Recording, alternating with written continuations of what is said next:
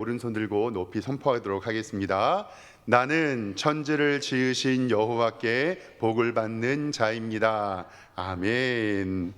오늘 예배 잘 오셨습니다. 하나님께서 우리와 함께하여 주시고 우리에게 은혜 주실 줄 믿습니다. 우리 옆에 있는 성도님들과 인사 한번 할까요? 주님의 이름으로 사랑합니다. 인사하겠습니다. 감사합니다. 늘 말씀대로 살아가려고 하는 우리 여러분들이 주님 앞에서 자랑스럽고 하나님께서 오늘도 복 주심을 믿습니다. 그리고 오늘 예배 전에 보니까 우리 배동철 님과 아이들 있잖아요. 팀 우리 찬양팀이 배동철과 아이들 이게 완성이 되어가는 것 같아요. 날씬한 드러머도 있고 그 다음에 오늘 찬양하는 우리 아이돌 같은 우리 남자 아이돌 여자 아이돌도 있더라고요. 너무 찬양 좋고 하나님께서 우리 찬양팀에게 은혜 주셔서 정말로 귀하게 하나님께서 영광 돌리는 우리 찬양팀 되었으면 좋겠습니다. 우리 힘내시라고 다시 한번 주님께 영광의 박수 올려드립니다. 감사합니다. 너무 고맙습니다. 초대교회는 환난과 핍박이 있었습니다. 그러나 그 핍박을 이기고 하나님 앞에 복음 증거하였습니다. 오늘은 스테반 집사님이 회당 앞에서 설교했던 마지막 장면 5번째 시간입니다. 지난 시간에는 솔로몬 성전과 수룹바벨 성전, 헤롯 성전 그리고 완공되어지는 않았지만 환상으로 본 에스겔 성전에 대해서 말씀 나누었습니다. 이제 하나님은 성전 안에 계시는 분이 아니라 언제나 우리와 동행하시는 분인 줄 우리는 믿습니다. 예수님의 육체가 바로 성전이었고 예수님을 믿는 우리의 마음이 바로 성전인 것을 우리는 믿습니다. 그래서 어디서나 밟는 곳이 하나님의 땅이고 거룩한 곳이고 우리의 마음 가운데 우리의 몸에 하나님의 성전이 임하는 것을 우리는 믿습니다. 즉 성령님이 계시는 곳이 하나님의 성전입니다. 오늘 말씀을 통해서 이제 스테반 집사님은 말씀을 좀 마무리하는데요. 오늘 말씀에는 이 바리새인들과 서기관들, 사두개인들이 5가지의 범한 죄악을 하나하나 지목하면서 그것에 대하여 진노를 이야기를 합니다. 그리고 나서 이 스테반 집사님은 죽임을 당하게 되죠. 순교하게 되시는데 오늘 말씀 가운데 그들이 지적당한 5가지 우리는 이것을 반면 교사로 삼고 그렇게 하지 않으면 된다는 것을 좀 함께 살펴보기를 원합니다. 오늘 사도행전 7장 51절 말씀에 보면 먼저 3가지를 지적합니다. 오늘 51절 성경 말씀을 좀 보겠습니다. 첫 번째, 목이 곧고, 그 다음에 두 번째는 마음에와 귀에 무엇 받지 못한 자라고 얘기했죠. 할례 받지 못한 사람들. 그리고 세 번째로는 너희도 너희 조상같이 항상 성령을 거스르는도다 라고 성경에 나와 있습니다. 하나님의 말씀을 듣지 않는 이들에게 목이 곧다. 그리고 마음의 귀에 할례를 받지 못했다. 그리고 마지막에 성령을 거스리는 자다라고 이 3가지를 먼저 지적하고 있는 것을 보게 됩니다. 오늘 말씀을 먼저 첫 번째로는 목이 곧다라는 표현은요, 성경에서 하나님을 거역하는 이스라엘을 이야기합니다. 저희 어렸을 때 학교 다닐 때 그때도 아직 군대 문화가 남아 있었고 저도 마지막으로 교련 수업을 했었거든요. 그래서 저 고등학교 1학년 때 교련복 입고 나무 총 있잖아요. 그걸로 총검술하고 그랬던 것이 막 생각이 나고요. 그때 선배들한테 인사하지 않으면 고등학교에서 교련복 입고 그때 이렇게 단결, 막 충성 이렇게 시켰던 거 생각하면 참 힘들더라고요. 그래서 저도 졸업한 다음에는 이것이 뭐 9급 이렇게 하는 걸로 좀 바뀌었다고 생각이 들었는데 그때 교련 수업 받으면서 이런 걸 좀 해야 되나라는 생각을 그때는 못했는데 지금 생각하면 좀 왜 그랬을까라는 생각은 하게 됩니다. 그때 이제 선배들에게 인사를 안 하면 선배들이 저희들에게 뭐라고 했냐면 기억나요. 야, 너네 인사 안 하냐? 너네 목에 기부스 했냐? 라고 이렇게 얘기했어요. 인사 안 하냐 이놈들아? 목에 뭐 했냐고? 깁스했냐고. 지금은 깁스라고 하는데 그때는 기부스 해가지고 기부스가 뭔지도 모르는데, 그러니까 그게 목에 깁스했냐는 것은 목이 어때요? 숙여지지 않는다는 거죠. 그 말 표현이 성경에 그대로 나옵니다. 목이 곧다라는 표현은 이것과 똑같은 겁니다. 하나님을 거역하며 하나님을 경배하지 않는 인간의 모습입니다. 화면을 좀 살펴보도록 하겠습니다. 출애굽기 33장 5절 말씀에는 이렇게 기록합니다. 여호와께서 모세에게 이르시기를 이스라엘 자손에게 이르라. 너희는 어떻게 해요? 목이 곧은 백성인즉. 내가 한순간이라도 너희 가운데 이르면 너희를 진멸하리니 너희의 장신구를 떼어내라. 그리하면 내가 너희에게 어떻게 할 것인지를 정하였더라 하셨습니다. 아멘. 또 신명기 9장 13절 말씀에도 동일한 말씀이 기록됩니다. 다음 말씀입니다. 여호와께서 또 내게 말씀하여 이르시되 내가 이 백성을 보았노라. 보라, 이는 어떻게 돼요? 목이 곧은 백성이니라. 이 말씀은 어디서 나오는 말씀이냐면요, 이스라엘 백성들이 광야 가운데 있을 때 모세가 하나님의 명령을 받고 시내산으로 율법을 받으러 올라갑니다. 그때 이스라엘 백성들이 하나님이 어디 계시냐, 우리를 위한 신을 만들라 하고 우상을 만들었을 때 하나님께서 그들에게 진노하면서 하셨던 말씀이 바로 목이 곧은 백성인즉 이는 목이 곧은 백성이다라고 우리에게 말씀하신 장면입니다. 정리를 해보면 목이 곧다라는 것은 우리의 불신앙과 불순종 그리고 완고한 교만의 마음들을 이야기를 합니다.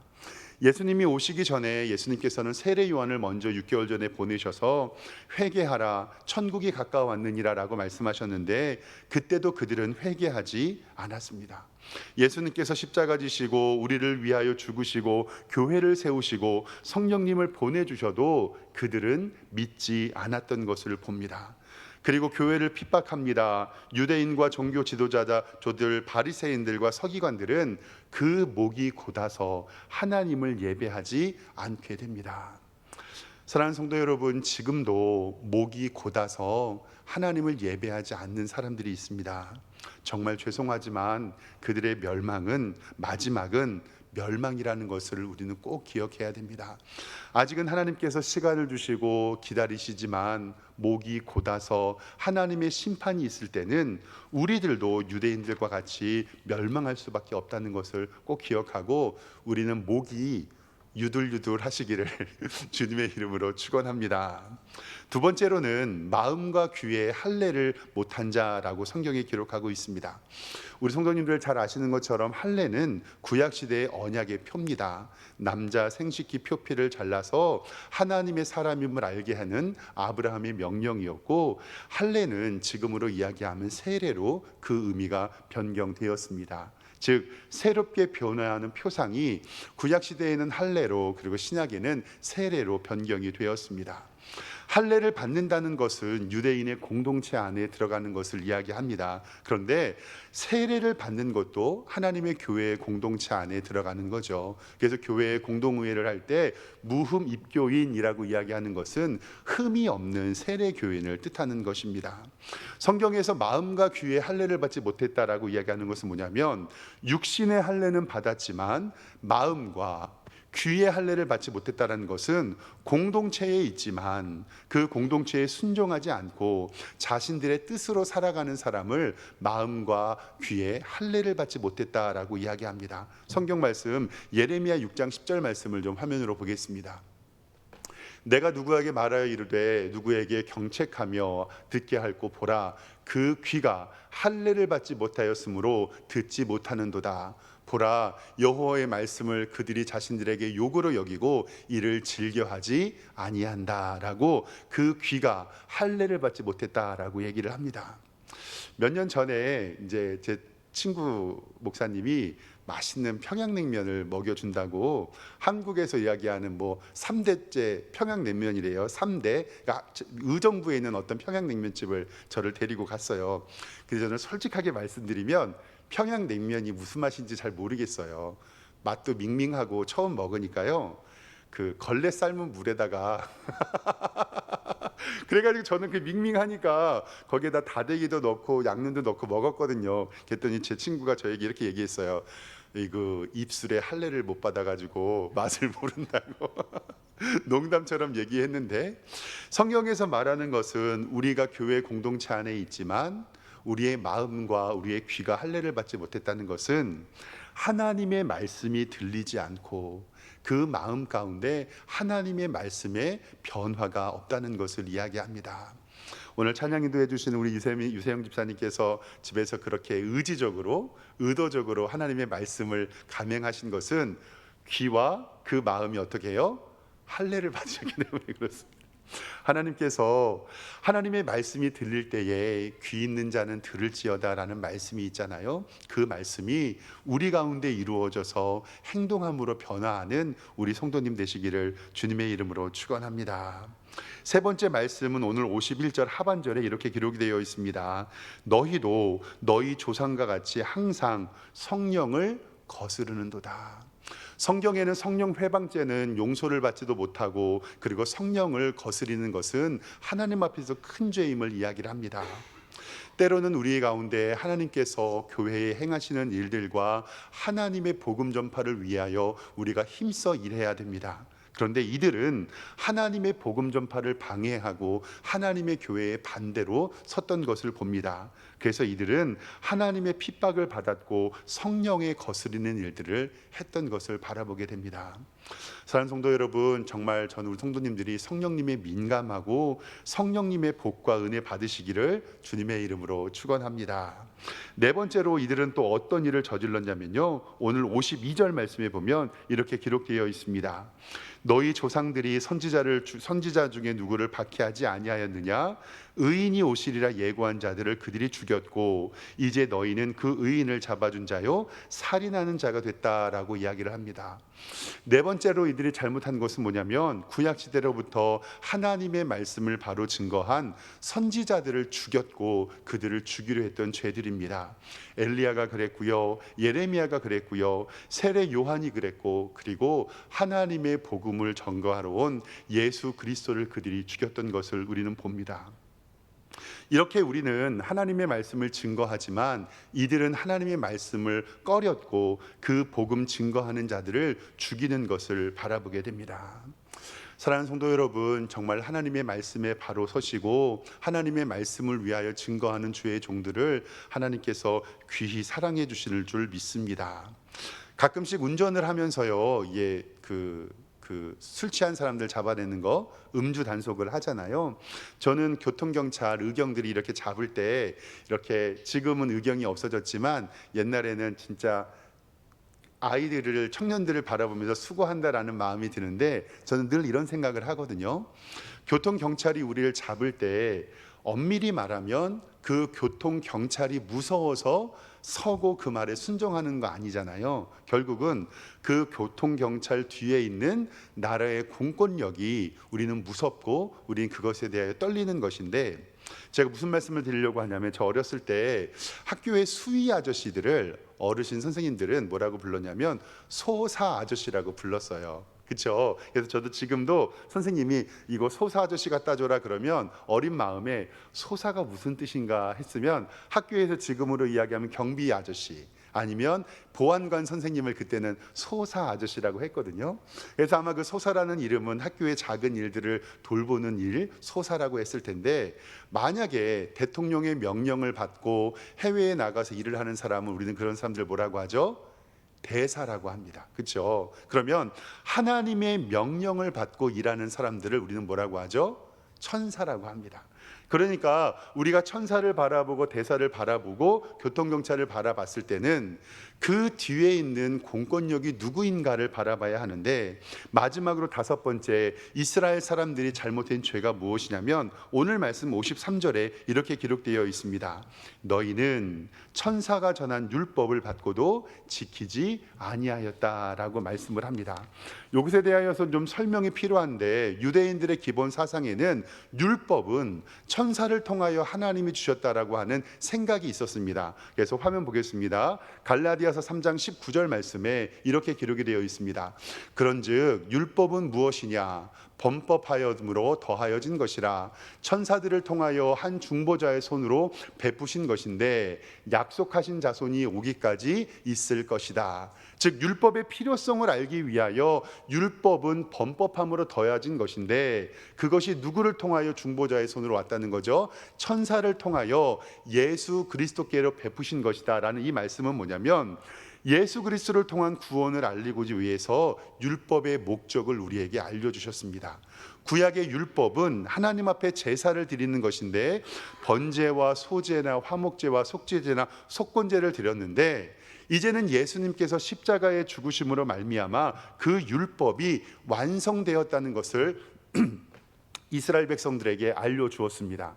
근데 이스라엘 백성들, 바리새인들과 서기관들은 어떻게 했냐면요, 자신들이 선민이라고 생각했고 자신들만이 하나님께로 율법을 받은 위대한 백성이라고 생각했기 때문에 율법을 폐하러 왔다고 하시는 예수님의 말씀을 바라보면서 예수님을 잘못했다고 공격한 거거든요. 왜냐하면 예수님이 율법을 필요 없다라고 얘기한 것처럼 느꼈기 때문에. 근데 여기서 중요한 것은 뭐냐면 예수님께서는 십자가를 죽으심으로 말미암아 율법이 완성되었고 이제는 더 이상의 제사가 존재하지 않습니다. 즉 예수님은 율법을 폐하러 오신 것이 아니라 율법을 무엇하러 오셨죠? 완성하러 오셨습니다. 그 의미를 이 바리새인들과 서기관들은 알지 못하고 율법으로 온 천사들을, 하나님의 명령을 지키지 않게 된 것입니다. 말씀을 보면 마태복음 5장 17절 화면으로 좀 보겠습니다. 마태복음 5장 17절에 내가 율법이나 선지자를 폐하러 온 줄 생각하지 말라. 폐하러 온 것이 아니요 어떻게 해요? 완전하게 하려 함이라. 진실로 너희에게 이르노니 천지가 없어지기 전에는 율법의 1.1획도 결코 없어지지 아니하고 다 이루리라. 아멘. 구약과 신약이 예수 그리스도를 통하여 관통되는 이유가 바로 여기에 있습니다. 구약시대의 율법이 지금 없어진 것이 아니라 모든 제사와 의식법은 예수 그리스도를 통하여 완성이 되었고 그 구약의 율법은 하나님의 말씀으로 우리에게 그대로 전승된다라는 사실입니다. 오늘 말씀을 좀 정리해 보겠습니다. 스데반 집사님은 5가지의 이스라엘의 범죄를 이야기합니다. 첫 번째, 목이 곧은 백성이다. 두 번째, 마음과 귀가 할례받지를 못한 자들이다. 세 번째, 성령을 거슬리는 일을 했다. 네 번째, 선지자들을 박해하고 죽였다. 다섯 번째, 천사가 전한 율법을 지키지 아니했다. 이제 우리는 이것을 반면교사로 삼아서 이 5가지를 어떻게 지켜야 되냐면 하나님만 섬기고 하나님만 높이는 성도 되시기를 주님의 이름으로 축원합니다. 그리고 마음과 귀의 할례를 받아 하나님의 말씀에 순종하기를 소망합니다. 세 번째는 성령의 사람이 되어서 민첩하게 성령의 일들을 감당하기를 소망합니다. 네 번째로는 선지자와 목회자들을 귀히 여기며 기도해 주시기를 바랍니다. 그리고 마지막 5번째로는 하나님의 율법을 지키며 주의 말씀대로 살아가시는 우리 성도들 되시기를 소망합니다. 그럴 때 하나님께서 우리의 성도들의 삶에, 우리의 가정에, 우리 교회에 복 주시기를 소망합니다. 기도하겠습니다.